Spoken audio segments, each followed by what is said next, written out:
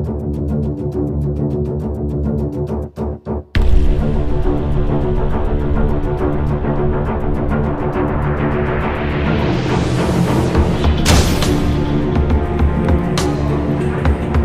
best tourist spots in Bohol, Philippines. Welcome to Ayan Canillas TV.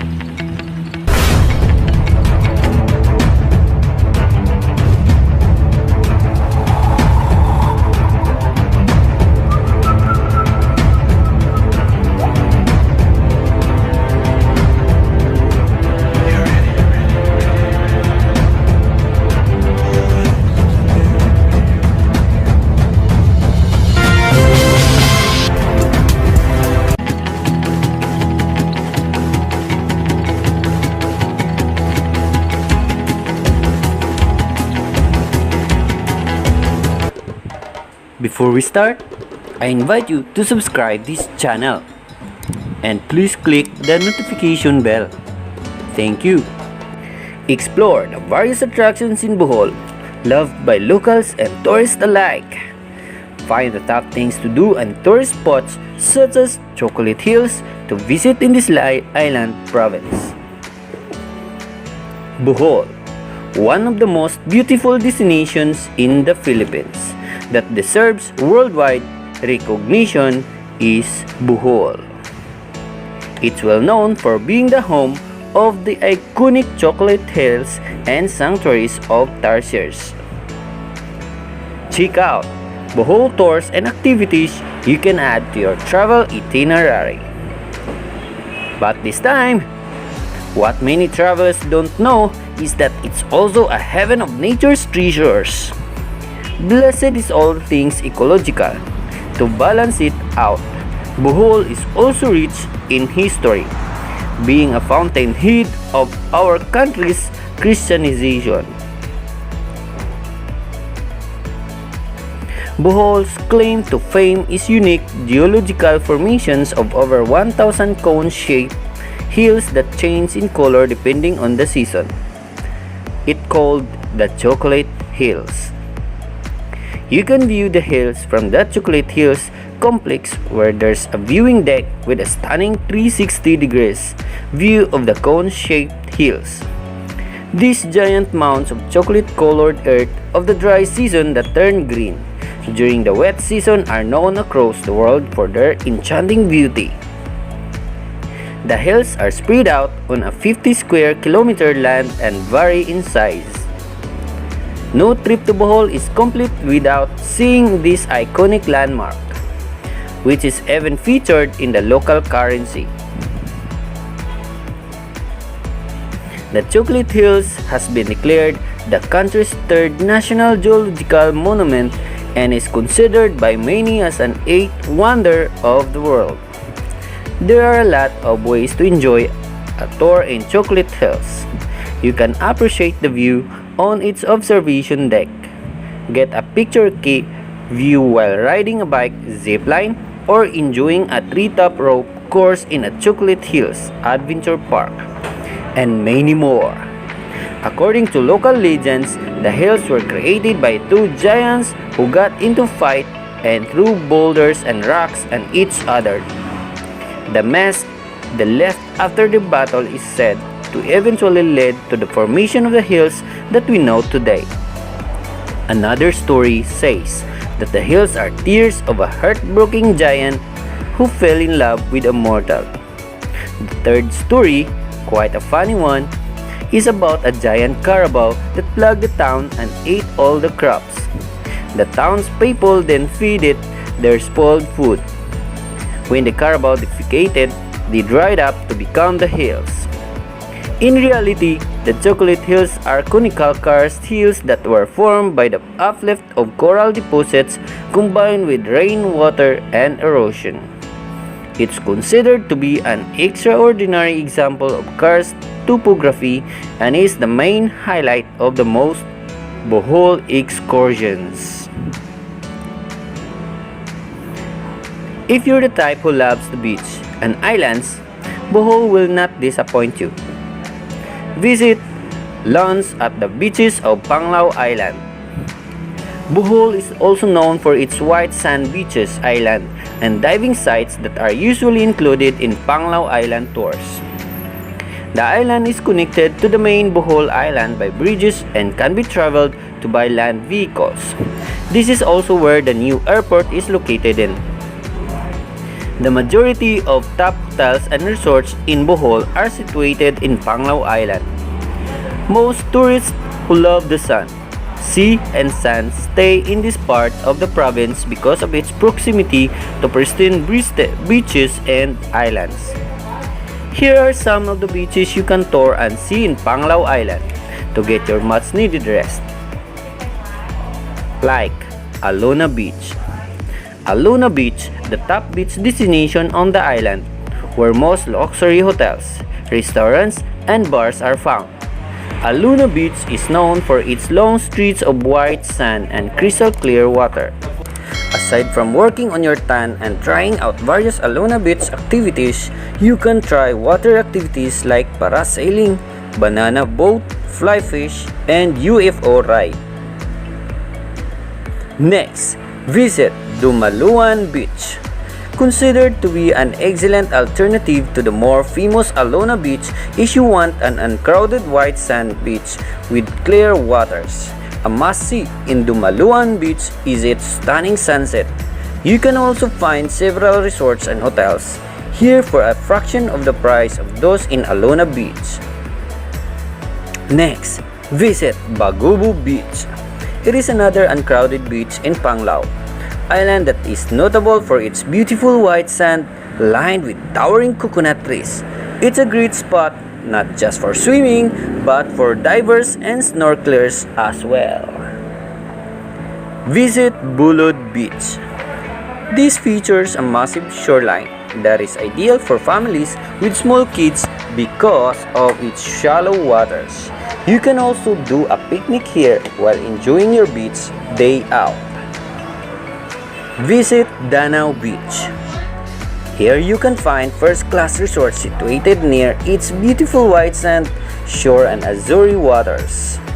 It's also known as a great diving spot because of its precious marine life. Next, visit also Doljo Beach. It is a 3-kilometer long, low-key white sand beach. A couple of Panglao Island's top resorts are found here that offers a quiet tropical escape for tourists. And the last is visit Momo Beach. This beach is located in the northern area of Panglao Island that is relatively unknown to the tourist. Go here if you want to get away from the crowd but still want a pristine white sand shore with crystal clear waters. Number 3. Explore Hinagdanan Cave. Hinagdanan Cave excursions are a must-add in any Bohol itinerary, not only because of its beauty, but it's also easily accessible from the Chocolate Hills and waterfall destinations in the province. The Hinagdanan Cave features a pool of clear water at the bottom. You can swim here under the mesmerizing sight of stalactites and stalagmites. The word Hinagdanan means ladder in Cebuano. This now famous tourist spot in Bohol is said been accidentally discovered by a farmer who built a ladder to access the cave. Thus the name. The cave also holds historical significance as it was once used by locals to hide during World War II. During a trip to Panglao Island, only one person at a time can enter the 100-meter long cave. Be careful when traversing the trails as it can get slippery because of the moisture as inside the cave. Once you get inside, you will be treated to a breathtaking sight of a freshwater lagoon that's about 10 to 12 meters deep. The light filters through the nearby cave entrance, filling the whole area with a relaxing and otherworldly glow. It is not like any swim you've had before. Once you're done taking a dip, you can also check out the souvenir shops right outside the cave. Number 4. Cruise along the Loboc River on a boat or paddleboard. One of Bohol's most beautiful natural attractions is the Loboc River. This beautiful river is a wonder of nature that has been preserved through the combined efforts of the local authorities and the residents. The scenic river that runs through multiple towns in Bohol is framed with lush tropical trees, perfect for winding down in the afternoon after your countryside tour. The most popular activity in the river is the Loboc River Cruise activity, where tourists board a floating restaurant. The boat cruise will drift along the serene, 1.5 kilometers long river while you feast on a Filipino lunch buffet. Guests on board the boat will be serenaded by a local band until you reach the end of the river at Busay Falls. Here, you will be treated to a spectacular cultural show of song and dance. Feel free to dance with the locals, it will be highlight of your day. For a different and more private experience, you may try a Bohol River Cruise and paddleboarding adventure that is fast becoming a hit for those who want to explore the river at your own pace. This activity is a great way to take in the beauty of the Loboc River without crowd. It's also perfect for beginners and non-swimmers. Number 5. Spend time with the Tarsiers. Like at Chocolate Hills, the Tarsiers their big eyes are synonymous to Bohol as well. These nocturnal creatures are considered to be the smallest primate in the world. They grow to be just 15 centimeters long at most and they're just so cute. Tarsiers can also be found in the other Philippine destinations like Samar, Leyte, and parts of Mindanao. But Bohol is known for its Tarsier sanctuary tours that help preserve and raise awareness about these species.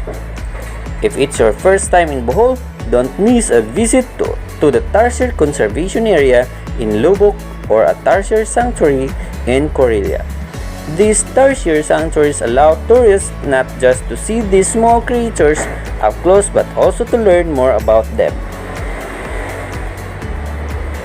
For the complete experience, you can join a Bohol day trip that combines other tourist spots with this. When visiting the Tarsiers, remember that there are no nocturnal and are asleep. During the day, you'll find them perched on branches around the sanctuaries. Make sure to keep the noise down because they're sensitive to sound. Taking their photos is fine, but keep the flash turned off, not to wake them up. Touching them is also a no-no because it will stress them out. Number 6.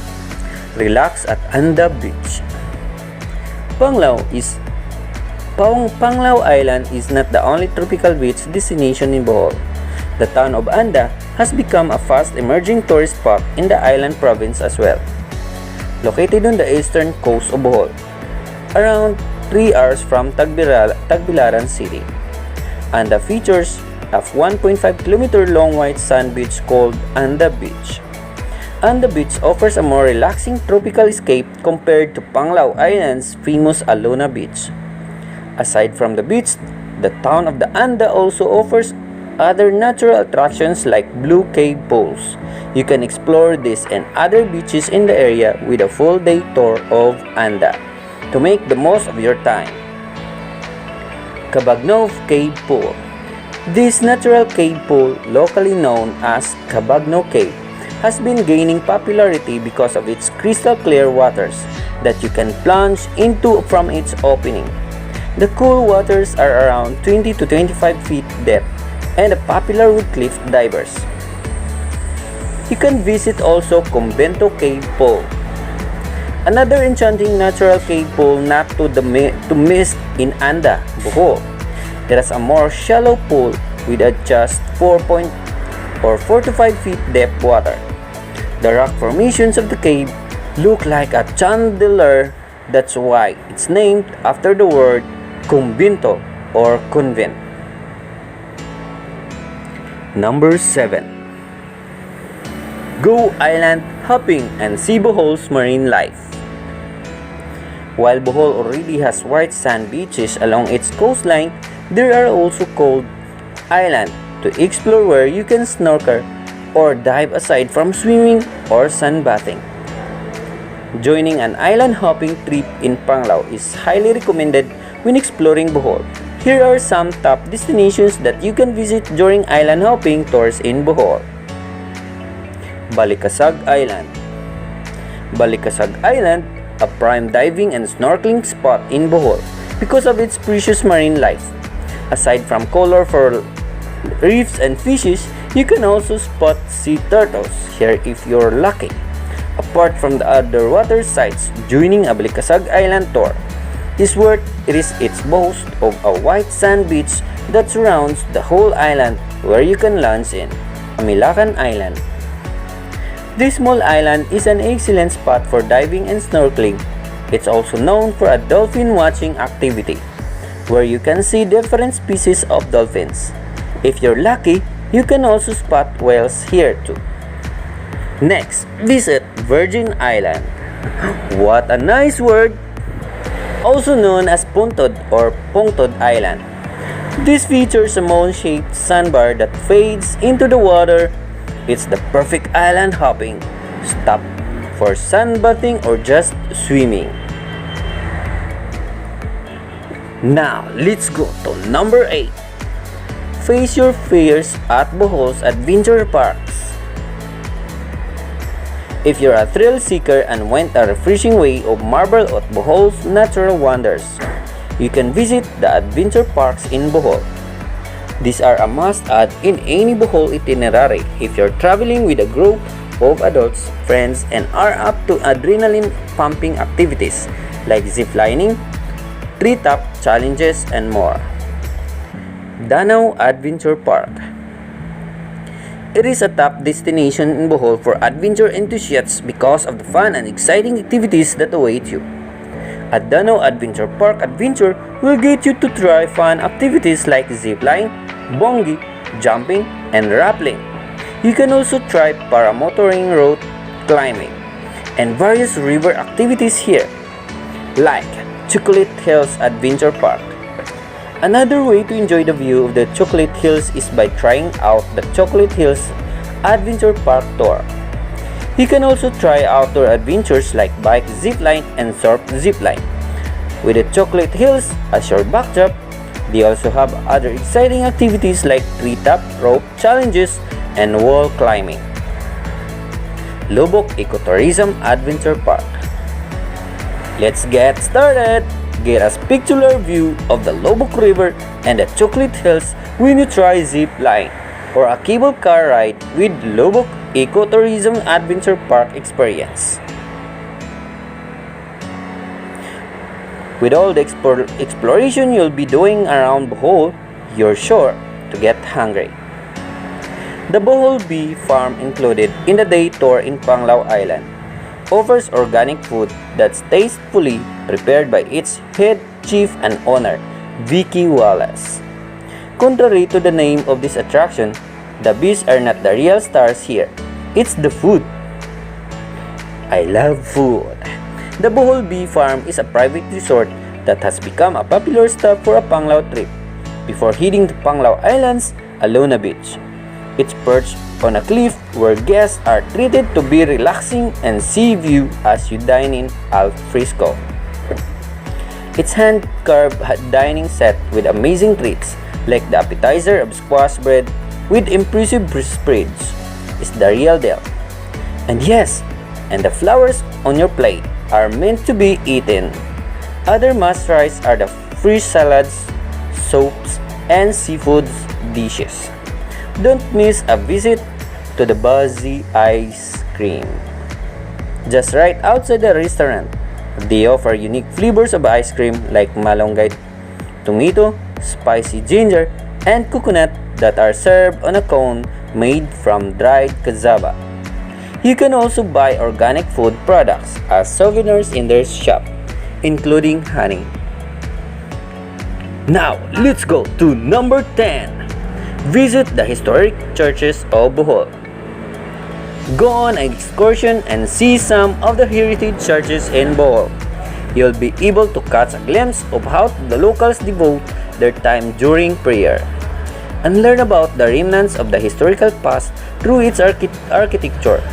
Here are some of the must-see churches. Baclayon Church. This is the oldest church in all of Asia and is a part of countryside visit in Bohol. It's impossible to proceed in the vein of historical churches without visiting this. The devastating earthquake of recent years damaged the original church, but through momentous efforts, the entire church has been rebuilt. Officially the Church of the Immaculate Conception, the church also has a museum with some religious artifacts. It's also pretty accessible since it's a easy drive from the blood compact side. Next, Loboc Church.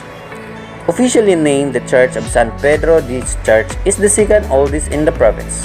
If you're looking for something like Sistine Chapel, this is it. The church has excellent exteriors, complete with heavenly scene painted on its ceiling. It's often included in a day trip in Bohol. Next, Taoist Church. Also known as Our Lady of Assumption, this church was built in 1697 and is dubbed by the National Historical Commission as a National Historic Landmark. Its neoclassical exteriors perfectly complement its stunning interiors, making it a must-visit church included in Panglao tour. Next, St. Augustine Church. The locals know this church as Panglao Church. It's well known for its ceiling paintings and marble floors. It's a church included in sightseeing activity in Panglao. Cathedral de San Jose. One of the largest and most frequented church in Bohol. The cathedral is made of ancient coral stone. It has undergone some facelift, but you'll still see the original pieces that are touchstones to the country's religious history. Don't forget also to visit Punta Cruz Maribojoc Sanctuary. Number 11. Learn history at the Blood Compact Shrine. If you want to see more of Bohol's colonial past, make sure to drop by this next tourist attraction. The Sandugo or Blood Compact Shrine Monument found in Bohol district of Tagbilaran City is a landmark at the site of the first international treaty of friendship between Spaniards and Filipinos. It's a popular attraction included in a Bohol day trip. This place represents a junction in our history, that pretty much led to us being who we are now. The Blood Compact Shrine depicts Sikatuna and Legazpi at the famed Sandugo Monument. As the former pleads allegiance or alliance to the latter, the national artist makes it for sculptor Napoleon Abueva.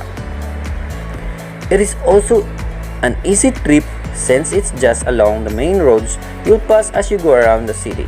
You can hail a tricycle from the town proper and ride a bus from the Dao terminal. Ride a bus that goes through Barangay Bohol. If you're not fond of commuting and you want to see the Sandugo Shrine along with other major tourist spots, you can join this fun sightseeing activity in Bohol.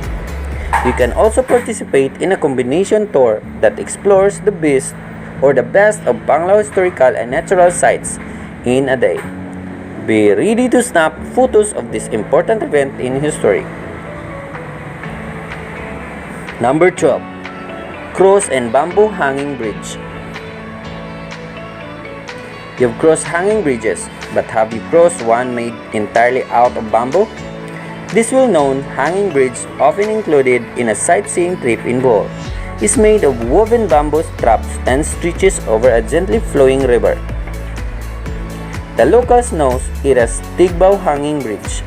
There's an entrance fee, but you get free access to the tourist spot if you join a sightseeing tour in Bohol, as it's mostly included in the itinerary. The Tigbao Hanging Bridge is located in Sevilla, Bohol. It's suspended 83 feet above the Loboc River and is the primary connection between two barangays in the town.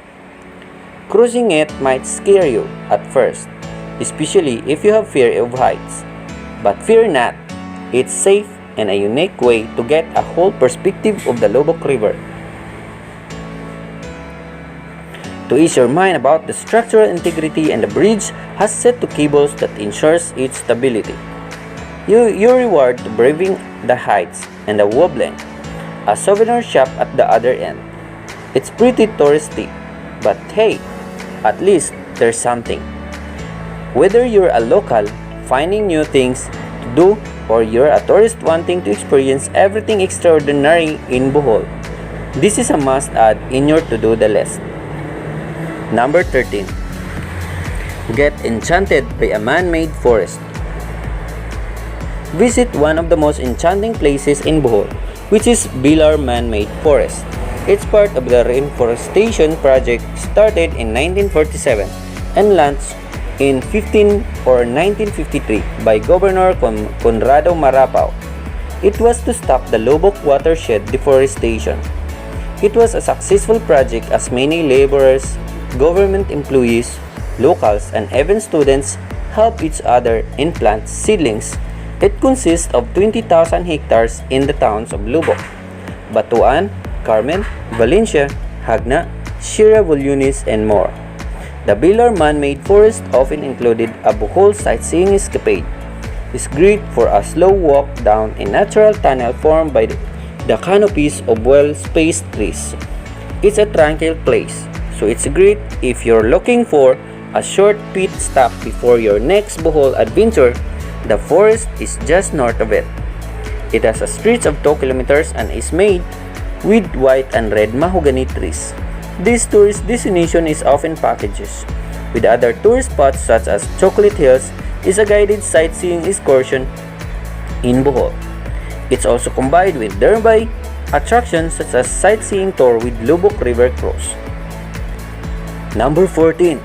Plunge into Bohol's waterfalls. Relax and unwind at Bohol famous waterfalls. Take a dip in these gorgeous waterfalls accessible by public transportation or by joining a Bohol waterfalls escapade. Visit also Mag-Aso Falls, 20 kilometers from Tagbilaran, and found the forest of Barangay Canumay are hidden waterfalls called Mag-Aso Falls, named after also aso or smoke due to the drizzles resembling smoke that is formed from the strong drop of water. Out of 20 waterfalls in Bohol, this waterfalls is the most accessible from the capital Tagbilaran city and is also less crowded as it is still not yet commercialized. It's a must-try half-day tour in Bohol. Visit Twin Falls. Just around an hour's drive from Alona Beach is one of the most enchanting spots of nature anywhere in the region. The falls themselves are sparkling clean. Take a dip in its turquoise waters and admire the scenic view of its offers. The place is quite popular, so expect some company while you're here. Next, Cabagnow Falls. This waterfall is also located at Balilihan, Bohol. It's one of the highly recommended waterfalls in the province because of its amphitheater-like cascading of waters. You can swim and laze around the waters for as long as you like. Next, Kawasan Falls. There's also a Kawasan Falls in Bohol, and not just a popular one escapade in Bohol. This gorgeous waterfall has a high drop of 20 meters and is blessed with clean and aquamarine waters. The good news is it's included in most waterfalls tours in Bohol. Next, let's go to number 15. Have fun at Butterfly Garden. Drop by the Butterfly Sanctuary in Bohol. It's 1 kilometer away from the Bilar Market and 5 minutes away from Mahogany, man-made forest in the town of Bilar. It's the first butterfly livelihood breeding and conservation program in Bohol. It aims to help the insect and named after. Also studies and preserves local plants that are greatly affected due to illegal poaching and deforestation. The center has several facilities that would take more than an afternoon to cover. Its main one is the Butterfly Garden, where over 50 species of butterflies flutter around freely. Seats and pathways are available for strolling around or idly watching them as they fly by. Butterflies who are inbred can be visited in the butterfly enclosure. which has a waterfall and caterpillar feeding displays as well. Guests can also take a walk at the nature trail located on a small hill where tropical plants, birds, and other small wildlife are also present. Butterfly and insect collections are displayed in the visitor center where the restaurant is located. You can reach this habitat conservation center along the highway of Carmen Town. Colored flags serve as the signage to the entrance of the center, which is roughly 40 kilometers away from Tagbilaran City, the capital of Bohol. Guests are required to pay an entrance fee before entering the vicinity, but you can get it for free if you join a sightseeing trip in Bohol that includes this tourist spot in the itinerary. Number 16. Watch fireflies in Abatan River. Go on a night excursion by participating in a firefly watching tour in Bohol. Visiting Abatan's centuries-old mangrove forest is often described as a fantastical. The roots and the canopy of leaves reflect crispy on the clear water, lending the river its sparkling emerald hue. It's one of the most recommended things to experience. The Abatan River stretches 20 kilometers, traversing several small villages in Bohol province. The river opens to an estuary, which grows as many as 32 mangrove species of the entire Philippines. Before the fireflies can glow, they spend 3 years as larvae in the undergrowth beneath the trees. Then, they metamorphose as bioluminescent fireflies but could only light for 1 month of their adult lives. You can go ahead and tour the mangroves on a kayak, either on a shared tour or private tour. Prepare to see the fireflies, which are bioluminescent phytoplanktons that twinkles in the galaxies beneath and above the mangroves come evening. You can even have a tour package with dinner before or after the firefly watching activity. The mangrove tunnel tour and firefly tour its last 2 hours. Proceeds help sustain ecotourism projects as well as fund local scholars. Let's go to number 17. Explore Tagbilaran City. Go on a sightseeing tour in Bohol City proper. Tagbilaran, see some of the iconic tourist spots and discover the rich heritage of the city. These are many places you can visit while in the area, but these are the top ones included in Tagbilaran City Experience. Bohol Museum. This is the President Carlos P. Garcia's former mansion turned museum in Tagbilaran. It is reminiscent of the White House due to its color and displays various furnitures and paraphernalia belonging to his family. Roca Suarez Ancestral House. This heritage house was built by Julian Roca, a well-known 19th century architect in Bohol. It displays a rich and extensive collection of furniture, reminiscent of Spanish ancestral houses during the colonial period. St. Joseph Cathedral. It's a must-visit church due to its gorgeous neo-Romanescent or Romanesque facade with a depiction of Old Testament symbols of its side interiors. Next, visit Tagbilaran National Museum. It's one of the best museums in Bohol because of its extensive collection of geological remains, rock formations, burial coffins, and others. Visit also Provincial Capital. Most sightseeing tours pass by this tourist spot as it's the perfect place for photography shots. It's also the region's biggest government center. And the last, number 18. Visit the Cambuhat Oyster Farm.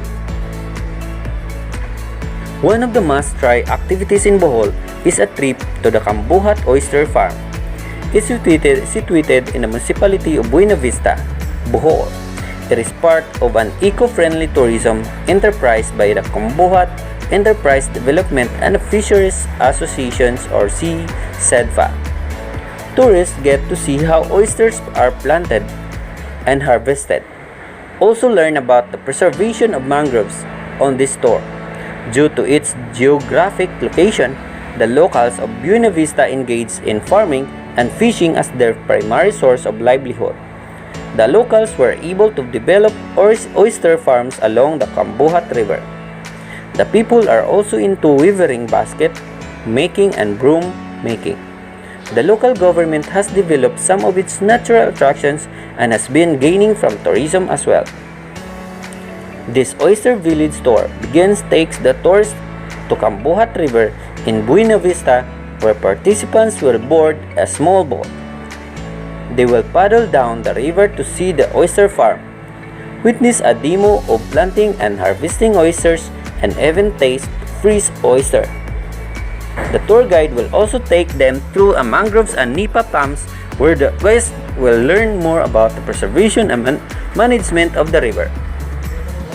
There's so much to see and discover in Bohol, from the iconic chocolate hills, the adorable Tarsiers islands, beaches, and precious marine life, to exciting activities in adventure parks. It's the perfect destination for nature lovers, diving and snorkeling enthusiasts, and thrill seekers. Start planning your itinerary with a list of the top tourist spots and find Bohol tours that best fit your needs for the perfect gateway. Visit www.guidetothephilippines.ph